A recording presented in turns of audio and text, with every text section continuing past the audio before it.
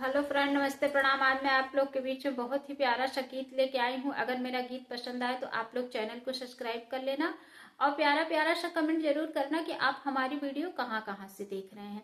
बहुत ही प्यारा सा गीत है, सोहर गीत। चलिए हम देर न करते हुए चलते हैं अपने गीत की तरफ।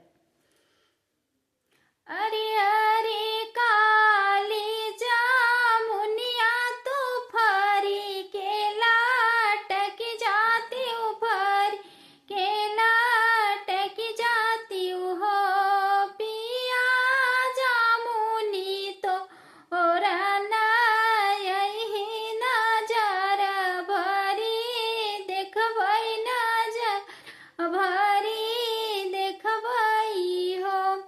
अरे अरे काली जामुनिया फरी के लटक गई, फरी के अटक गई हो पिया भेज देहनी अपन गौ करवा पियही ही आए पियही नाही आए नी हो। अरे अरे सासु ननदिया तो लड़ी के झगड़ती हूँ, तो लड़ी के झगड़ जाती हूँ हो पिया झगड़ा छोड़ावन यही नजर भरी देखबई, नजर भरी देखबई हो। पियावा भेज देहनी अपन को जड़वा पियई नाही आए पियई नाही आए नी हो।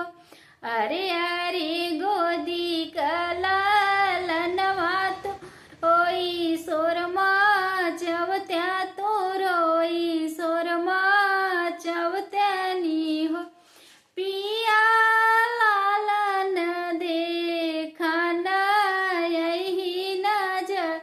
भरी देखबई, नजर भरी देखबई हो।